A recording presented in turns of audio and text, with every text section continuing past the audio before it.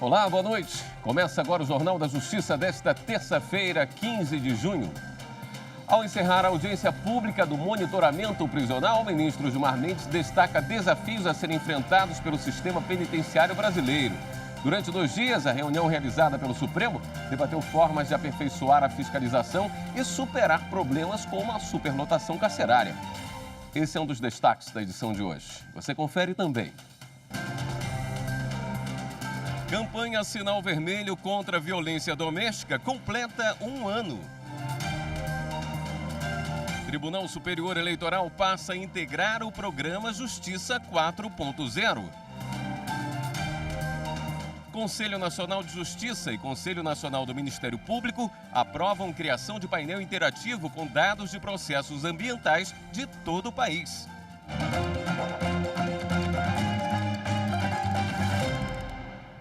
Terminou hoje a audiência sobre monitoramento prisional realizada pelo STF.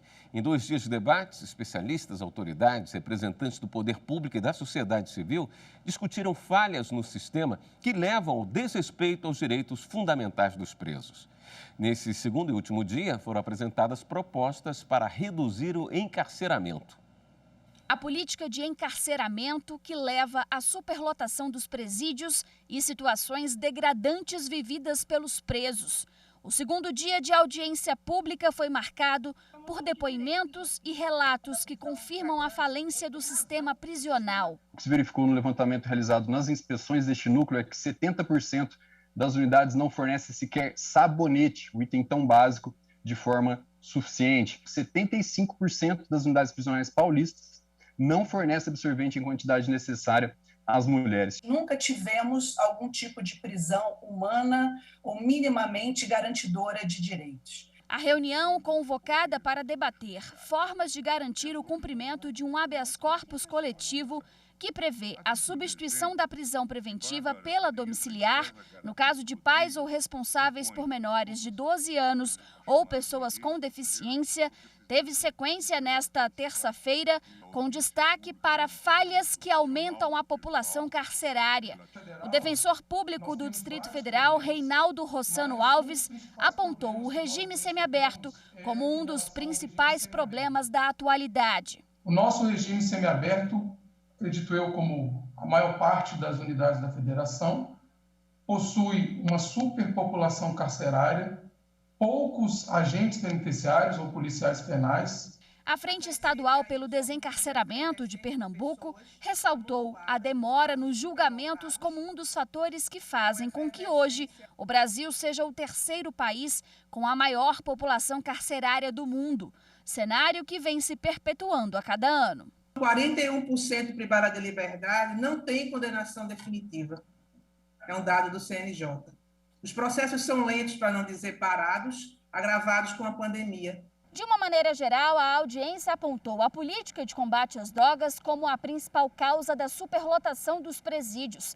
Nesse sentido, a maioria dos participantes da reunião cobrou o julgamento de um recurso extraordinário que está no STF e que prevê a descriminalização do uso das drogas. Em recente pesquisa realizada pelo Núcleo de Atendimento Prisional da Defensoria do Amazonas, constatou-se que 60% da população carcerária feminina está relacionada com o crime de tráfico de drogas.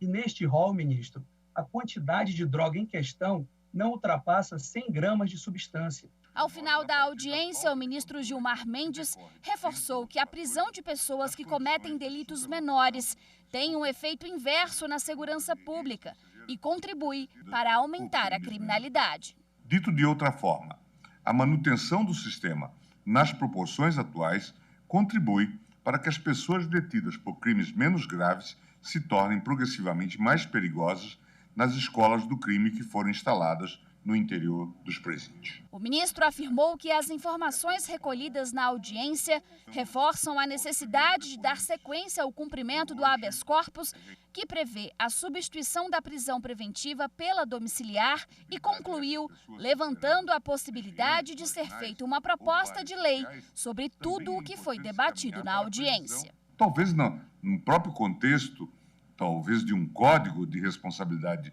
social, ou mesmo de uma lei em apartado, de uma um capítulo ou um tratamento autônomo sobre uma lei de responsabilidade penitenciária, que incorpore inúmeras propostas e sugestões formuladas na data de ontem e de hoje. Por maioria, a segunda turma do Supremo suspendeu a ação penal em que ex-secretária executiva da Câmara de Comércio Exterior é acusada de integrar a organização criminosa e de lavagem de dinheiro.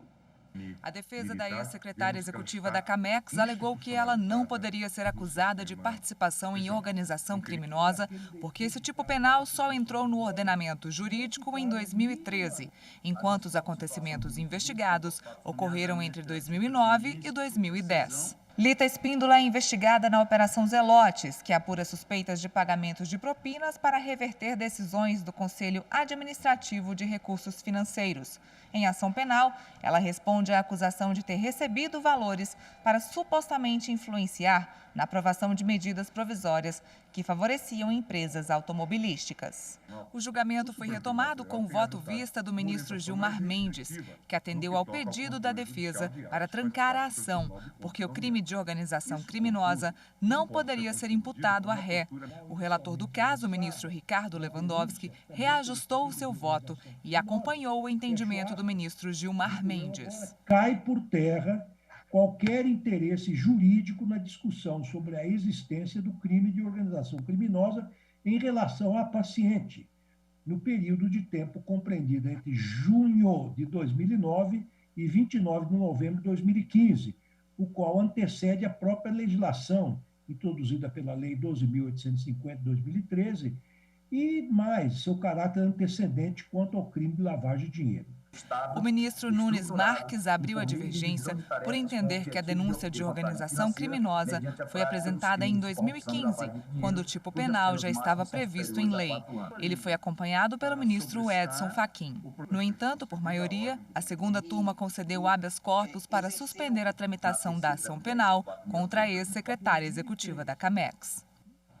E a primeira turma do Supremo negou recurso de caminhoneiro acusado de ter provocado um acidente que matou 6 pessoas e feriu 11. A consultora jurídica Karina Zucolotto acompanhou a sessão do colegiado. Olá, boa noite. Os ministros da primeira turma concluíram pelo menos 3 dos 4 processos que estavam pautados para julgamento nesta tarde de terça-feira. Em um deles, denegaram um pedido feito por um caminhoneiro acusado de ter causado um acidente em uma rodovia do estado do Maranhão e que causou a morte de pelo menos 6 pessoas, deixando 11 feridos. Segundo a denúncia, este motorista estaria trafegando sob o efeito de inibidor de sono e também em alta velocidade. De acordo com a defesa, as provas produzidas até então, o exame toxicológico e também a perícia realizada no local do acidente, deveriam ser consideradas ilícitas. No caso da perícia, por ter sido feita por pessoas que não eram peritos efetivamente, como determina o Código de Processo Penal. O ministro Marco Aurélio, relator desse recurso, acabou reconhecendo que haveria sim uma ilicitude nessas provas e deferia o pedido, a ordem, justamente para determinar que esses laudos e esse exame toxicológico fossem retirados do processo, fossem desentranhados do processo. Mas a maioria que se formou seguiu o voto do ministro Alexandre de Moraes, por entender que seria prematura a análise dessa valoração de provas pelo Supremo Tribunal Federal, já que o Tribunal do Júri ainda não teria sido realizado. Em outros 2 casos, em mandados de segurança apresentados por policiais federais aposentados, os ministros denegaram o pedido também nesses mandados de segurança e mantiveram a decisão do Tribunal de Contas da União, que entendeu que o Departamento da Polícia Federal teria se equivocado no cômputo do tempo para fins de aposentadoria desses policiais. Mantida, portanto, a decisão do Tribunal de Contas da União. E um último caso teve o julgamento iniciado, mas foi suspenso em razão de um pedido de vista do ministro Luiz Roberto Barroso. Trata-se de um recurso e uma reclamação da relatoria da ministra Rosa Weber, em que se discute uma decisão do Tribunal de Justiça do Estado do Amapá, que teria determinado o depósito de 0,9% da receita corrente líquida do tribunal para fins de pagamento de precatórios do exercício de 2019. Esse tema deve retornar à primeira turma com o voto vista do ministro Luiz Roberto Barroso. E amanhã, quarta-feira, é dia de julgamentos no plenário do Supremo Tribunal Federal. A partir das 14 horas, no direto do plenário, a gente te espera. E os 31 anos do ministro Marco Aurélio no Supremo Tribunal Federal foram registrados pela primeira turma na sessão desta terça-feira. 31 anos de uma relevante contribuição a esta Corte e de intransigente defesa da importância cotidiana e do inestimável legado da Constituição de 1988, que, aliás, se confunde com o tempo de permanência de Sua Excelência nesta Corte. A Constituição, que tem 32 anos e meio, teve durante seus 31 anos como um dos seus grandes intérpretes o eminente ministro Marco Aurélio, que sempre, como Vossa Excelência já ressalvou, destacou-se pela independência, pela firmeza e pela coerência na defesa da Constituição Federal, na defesa das instituições republicanas e na defesa do próprio Supremo Tribunal Federal. Eu convivi com o ministro Marco Aurélio desde o tempo de advogado. Eu gostava de dizer que o ministro Marco Aurélio, como relator, quando eu era advogado, era uma bênção. Não que necessariamente ele decidisse favoravelmente, mas porque sempre decidia levando em conta os argumentos dos advogados, a quem sempre recebia com interesse e fidalguia. O ministro Marco Aurélio, oriundo da Justiça do Trabalho, como eu só queria reiterar o grande orgulho que nós sentimos quando da nomeação de Sua Excelência para a Suprema Corte do país. Hoje constato que ainda examino um processo como se fosse o primeiro processo da minha vida judicante. Servir ao próximo é o que gratifica o homem. Tenho buscado servir com pureza d'alma. Chegarei ao término da minha judicatura muito realizado. E veja a seguir, ministro Edson Fachin suspende reintegração de posse de imóveis do programa Minha Casa Minha Vida no Rio de Janeiro. Em instantes.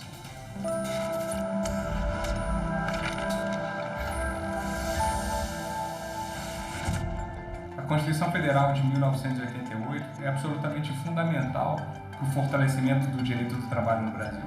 Não só porque ela amplia significativamente o conjunto de direitos dos trabalhadores em relação ao texto constitucional anterior, de 1967, mas também porque ela trata da matéria no capítulo dos direitos sociais, no título dos direitos e garantias fundamentais, o que evidencia o zelo do legislador constituinte no tratamento desse tema.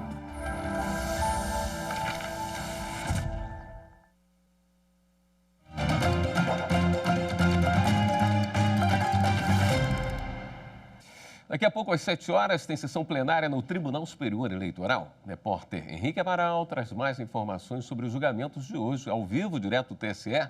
Olá, Henrique. Boa noite.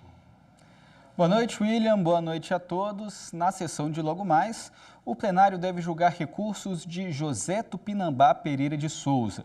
Eleito deputado estadual pelo Amapá nas eleições de 2018, ele teve o diploma cassado pelo Tribunal Regional Eleitoral do Estado, além de receber multa. O TRE condenou Tupinambá por compra de votos nas eleições de 2018. Segundo o regional, o político usou cabos eleitorais para prometer vantagens em troca de votos para moradores de um conjunto habitacional.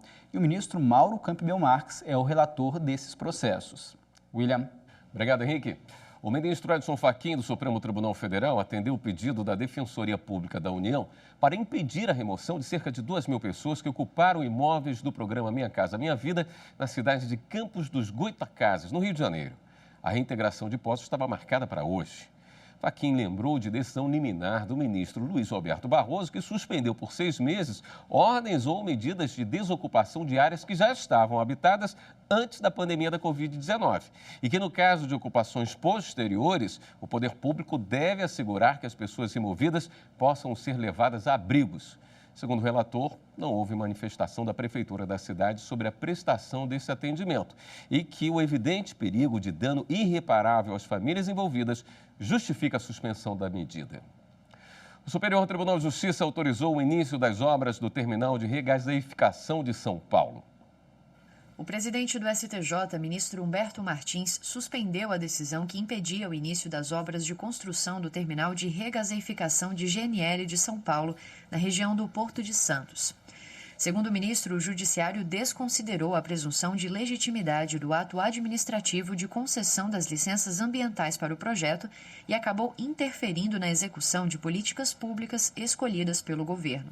Humberto Martins pontuou que o Estado de São Paulo tem expertise na área da economia e do meio ambiente e chegou a uma solução, não podendo ser substituído pelo juízo sumário próprio de decisões liminares, sob pena de causar embaraço desproporcional ao exercício estável da atividade administrativa. O empreendimento chamado Projeto Reforço Estrutural de Suprimento de Gás da Baixada Santista consiste na construção de uma estrutura para receber navios que transportam gás natural liquefeito e transformar o insumo novamente em gás, para ser injetado em gasoduto de distribuição para atender os consumidores de São Paulo.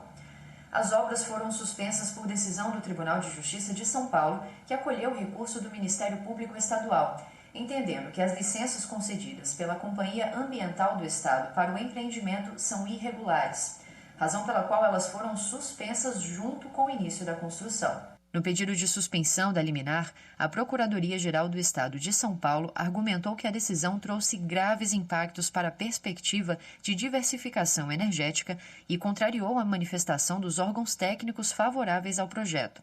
Foi sustentado ainda que o projeto é a opção mais barata para o consumidor e quebra a dependência de importação do insumo e monopólio da Petrobras no fornecimento de gás, além de se tratar de uma energia limpa e sustentável. Ao justificar a suspensão da decisão, o presidente do STJ, ministro Humberto Martins, disse que em situações como essa, o Poder Judiciário acaba por substituir o legítimo processo de construção das políticas públicas escolhidas por agentes eleitos pelo povo.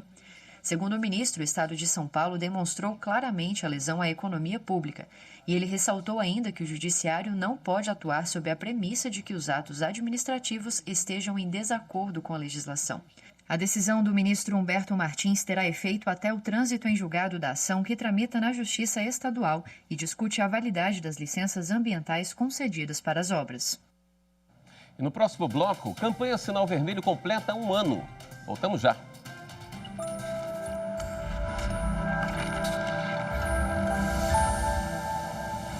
Hoje, muitos têm falado sobre privacidade, especialmente após a edição da Lei Geral de Proteção de Dados no Brasil. Mas a privacidade é um direito fundamental do indivíduo e essencial para a construção da sua personalidade. E assim, já o é tratado tanto pela Declaração Universal dos Direitos Humanos, como pela nossa Constituição, em seu artigo 5º, inciso 10. Abertura. Vista dinâmica do plenário do TSE. O Conselho Nacional de Justiça e o Conselho Nacional do Ministério Público realizaram hoje uma sessão conjunta. A sessão conjunta foi por videoconferência, comandada pelo presidente do CNJ e do STF, ministro Luiz Fux, e pelo Procurador-Geral da República e presidente do CNMP, Augusto Aras. A proposta assegura a participação nas bancas organizadoras de pelo menos um integrante do Ministério Público nos concursos públicos para ingresso na carreira da magistratura e de pelo menos um integrante da magistratura nos concursos públicos para ingresso na carreira do Ministério Público. O relator da proposta é o conselheiro do CNMP, Luciano Nunes Maia Freire. Não tenho dúvida de que estreitar a relação entre essas duas grandes instituições brasileiras é um caminho essencial para que tenhamos o fortalecimento do sistema de justiça e do Estado democrático de direito. O plenário conjunto também definiu o ato que institui o Cirenjude, que é um painel interativo nacional de dados ambientais. Nele vão estar reunidas informações sobre as ações judiciais, cíveis, criminais e os termos de ajustamento de conduta referentes ao meio ambiente. A ferramenta é uma iniciativa do CNJ, do CNMP e da Advocacia Geral da União. A plataforma vai fazer o mapeamento das áreas objeto de demandas ambientais. Para isso, os órgãos do Poder Judiciário, os Ministérios Públicos e a Advocacia Geral da União devem manter nos sistemas eletrônicos informações que identifiquem o local do dano ambiental que gerou a ação na Justiça. A coordenação dos trabalhos foi feita pela conselheira Maria Tereza Willy Gomes. Dos 5.568 municípios brasileiros, foi identificada a presença de florestas públicas em 1.693 municípios. O levantamento identifica também ocorrências de eventual desmatamento, degradação ambiental. A campanha Sinal Vermelho contra a Violência Doméstica completa 1 ano. O Conselho Nacional de Justiça e a Associação dos Magistrados Brasileiros comemoraram o resultado do trabalho antes do início da sessão do CNJ desta terça-feira. O X vermelho, desenhado na mão, indica que a mulher precisa de ajuda. A campanha, lançada em junho do ano passado, mobilizou mais de 12 mil estabelecimentos comerciais em todo o país. Os trabalhadores foram orientados a encaminhar as denúncias.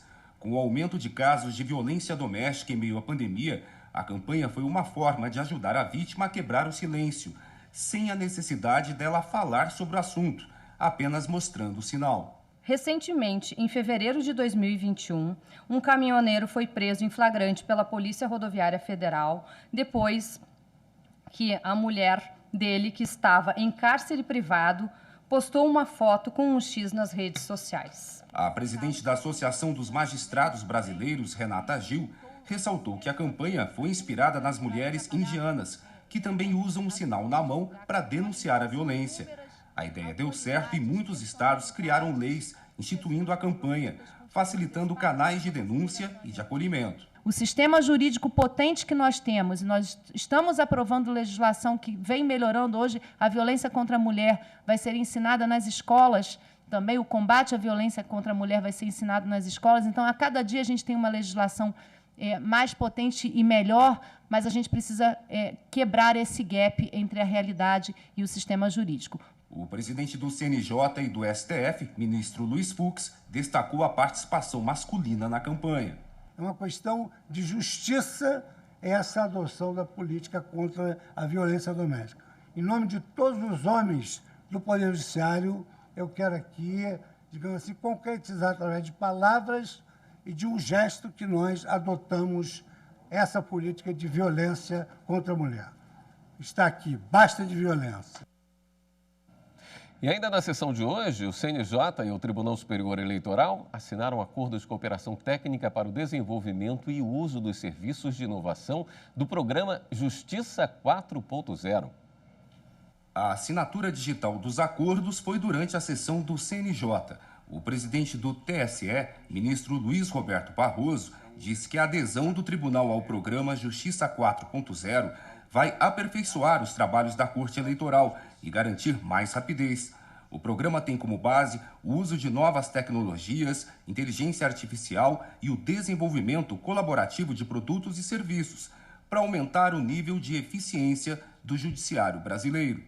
Essas plataformas e essas inovações abrem um universo de possibilidades que nós pretendemos explorar para fazer a vida ficar melhor e mais fácil para todos. Justiça digital é a justiça do momento e o Tribunal Eleitoral, que sempre foi um tribunal de vanguarda, não poderia estar adaptado a esse novo tempo. O CNJ deu passos muito largos sobre justiça 100% digital, a Justiça 4.0, e isso aí nós temos que, digamos assim, coadjuvar com os demais integrantes do Judiciário Estadual e Federal. Esta edição do Jornal da Justiça fica por aqui. A seguir, você fica com a sessão do Tribunal Superior Eleitoral. Uma boa noite. Até amanhã.